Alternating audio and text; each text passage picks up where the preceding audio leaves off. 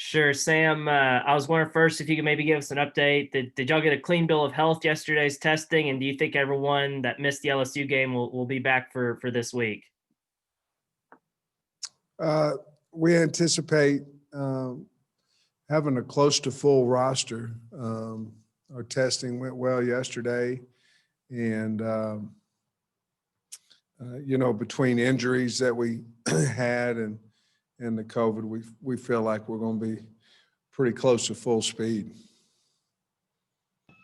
Scotty? Yeah, Coach, I was wondering if you had an update on Bo Limmer and Noah Gatlin, and if those guys might be able to be back for you this week too. I think Bo's doing well. We still are yet to find out on Noah. He is getting some tests right now, and we'll see if he'll be available or not. But we feel pretty good on Bo. Tom? You had two players that get national type award stuff today. Grant Morgan's a Butkus Award semifinalist, and Traylon Burks got added to the Bolitnikoff list. I'm just wondering if you could comment about those two guys and the kind of seasons they've had. Well, obviously, both of them's had good seasons to get on that list. The other thing about that is winning a little bit helps you get recognition to get on those lists. So every individual award, in my opinion, comes with a strong background of team involved with it too. So, but they both played well. We've talked about them a lot. They've both done a nice job, and we're proud of them and happy for them that they received that recognition. Bob? Hey, Sam, if I remember correctly, the team was going to get back yesterday and you were going to meet with them. Just wondering if you met with them, what was everybody's mindset after getting some quality time off? Just kind of, how do you feel? Feel like the guys are all pretty refreshed and everything?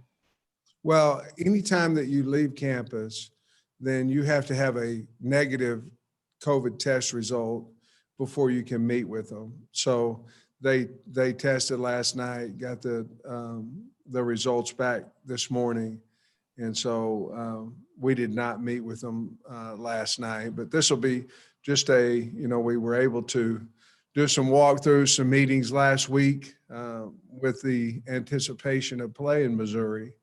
And now we're just going to have a regular week, Monday through, in preparation for Missouri.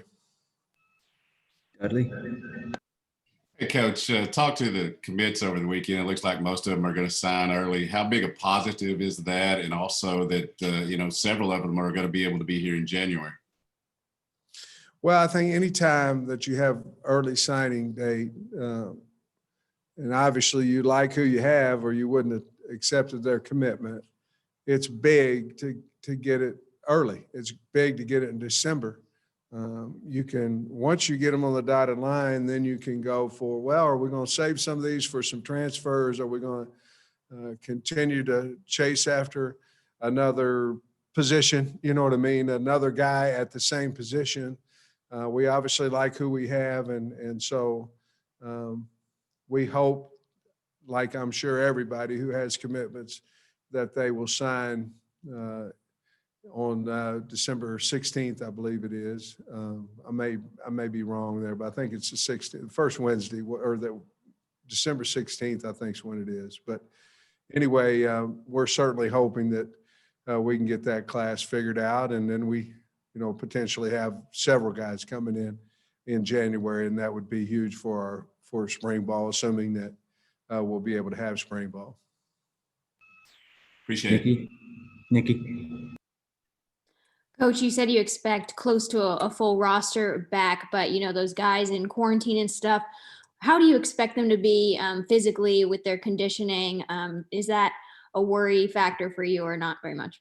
Not really. Quarantine now is a little bit different than what it was before, Nikki, and that they can get some individualized workouts. Before they weren't able to do that. Now they can. So to be honest with you, we've been dealing with it all year.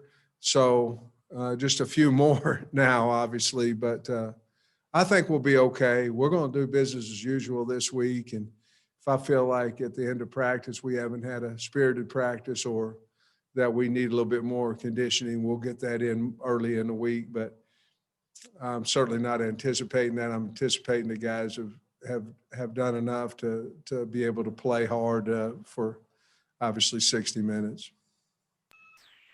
Trey Biddy. Yeah, Coach, seems like every other week there's some kind of underlying storyline with the game, and this one obviously with Barry Odom returning to Columbia. Just curious about, I know you prepare equally for every game, but any underlying extra meaning for Coach and also Sam Carter and Brad Davis, and I guess there's probably a benefit in knowing personnel too. Well, I think there's a benefit from those guys because they know the personnel. I've also been playing Missouri now for a long time. And so we think we've got a pretty good handle of who they've had, at least in the past. Missouri is our crossover game. So obviously we play them every single year and they've had the best of us, at least for the past 4 years. And so we're going to try our best like we would each and every game to try to stop that. But certainly they're playing top-notch football right now, well coached and physical, and they're going to try to bully us on offense. And on defense, they're going to have an exceptional D-line and probably the greatest linebacker, at least one of them in the country, in Bolton. So they certainly are a good football team. They're playing at, they're peaking right now at the right time.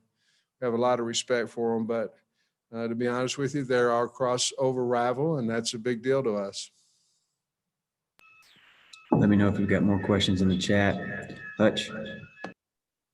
Sam, Grant specifically, I know you touched on him earlier, but he's not the biggest linebacker or the fastest linebacker, but he leads the country in tackles and has done a lot of other good things for you. What is it that makes him so good for y'all's defense? He's slippery. He slips blocks a lot. He plays extremely hard. He's, very prepared when he goes into a game. He spends a lot of time in the film room and a lot of time with his coaches getting prepared for the game. He tries to play the game before it happens. He tries to see his tendencies and things of that nature before it happens. And he's just a very intelligent guy that loves to play. Walked on here. He loves to wear the Arkansas across his chest and plays extremely hard. And that's it. He's smart, plays hard, and well prepared. Tom. Sorry, Sam, this might be a little repetitive, but you got a chance on Saturday to just watch their game. And so latest impressions of what you think of Missouri and why they seem to be firing on all cylinders right now. Well, I also watched the game film when I got back too, but well, they're a big physical team. I mean, they're not a complicated offense, even though it can be complicated because everything that looks the same is different, whether they run a good RPO system. They have exactly what they need. They've got a great back in Roundtree, a really good quarterback in Basilick, and then they've got a great slot. So on offense, big line, guy you can hand it to, guy you can throw it to, and more. And then on defense, they've always had really good defensive linemen. And I think last year when I was at Georgia, I think Bolton had about 20 tackles on us last year. So maybe we can cut that down to at least 19 or something. He had a great game last year against us over there at Georgia. But I think right now they're believing in Coach Drinkwitz and what he's getting done. And he's a fine man, fine coach, and they've got a good coaching staff. So I think, they're peaking at the right time just because of their belief and how hard they play. Bob. Sam, we talk a lot about your coaches from Mizzou, but I think people may have forgotten 20 years ago, you're at Missouri yourself. I know that wasn't a great year for the Tigers, unfortunately, but just wondered what you remember about your time there and just your thoughts on the program, historically. Good people, a lot of tradition. They've done a lot with their facilities. Columbia, Missouri is a great place to live. Didn't live there very long, but enjoyed my time. And I was a high school coach in the state of Missouri at Princeton, Missouri and Trenton, Missouri. And I'd have the opportunity to go down and watch the Tigers play when I was coaching high school ball there. And it was a thrill of mine. And being able to coach there was a thrill of mine as well. But certainly fond memories of Columbia and the Missouri Tigers from the year I was there. All right, let me know if you've got more questions. Nikki? Coach, to start the season, Myron Cunningham's name was being brought up as, potential draft picks. So I've seen his grades go up, but what have you thought about his performance and progress over last season? And, what are your chances of potentially getting him back for another year? Well, I've been really proud of him. He's playing better. Obviously, I think if we could keep him another year, we could really up his draft stock even higher. We'll get the results back from the scouts, and if it says you need to go to the NFL, then that's what we'd encourage him to do. If it says go back to school, then we would certainly encourage that. I don't know right now what he'd like to do, but I know he has improved his draft stock this year, and a lot of it is because of his size too. He's gotten much bigger and can handle bull rushes better and things of that nature. But I believe he's gotten better. I believe if he came back, he'd get a lot better. And if he gets a draftable grade, then we'll certainly wish him well on the way out the door. Bob? Sam, Roundtree, I think he set Mizzou's record for rushing yards by a running back. I think one of their quarterbacks from a while back has the record. But what do you think about him? He seems like a pretty physical back. He is. I mean, I think if you look at Roundtree, I think the first thing you think about is how hard he runs and how many tackles he breaks. I think they're pretty much locked in with their O-line and him. I mean, they're a physical offensive line. They like to play through the whistle, and he's the same way. I think they really complement each other, his O-line and him, but he's really having a good season, and I have a lot of respect for the way that he plays the game. Tom? We've talked in general about the guys you've got coming back, but on the defensive line specifically, how important is it? Do you feel like most of them will be back? And in retrospect, how big of a performance was that from Jonathan Nichols? All the snaps he got. Jonathan Marshall, how many snaps he got in the last game? Well, if you'd ask him, I think he wished he didn't play quite as many snaps, but he doesn't complain. He doesn't say much. He just goes out there and plays hard. But obviously, I think besides Jonathan, maybe our top 5 or 6 D linemen weren't able to play, and we think we're going to be able to get them all back, assuming, we have 2 more tests, but assuming all that goes well. And I think that's big. Obviously we need more size on the field and things of that nature. And the guys who got to play are going to be better players when their number's called again. Hey, Biddy? Yeah, Coach, how did the bye week go when you guys found out, I guess, a week ago? Did you guys treat it like a regular bye week, get some work for young people? I don't even know how many players you had available. Well, we didn't, Trey. I'm probably in the minority here, but I believe if you don't have enough to play, you probably don't have enough to practice. And we didn't have enough to play. Now we could have put a couple scrimmage together or something of that nature. We just thought at that point it was going to be much better to use it mentally and physically trying to get healthy. And so ours were all walkthroughs Monday, Tuesday, and Wednesday along with tape. Nikki? Coach, along the same lines of my other question, Rakeem Boyd, he came back hoping to improve his stock further, and he had to miss a couple games and just overall just not as good of a stat season for him as last year. Have you had conversations with him? It must, be tough on him to have, some disappointments this season when he was hoping to have a really big one.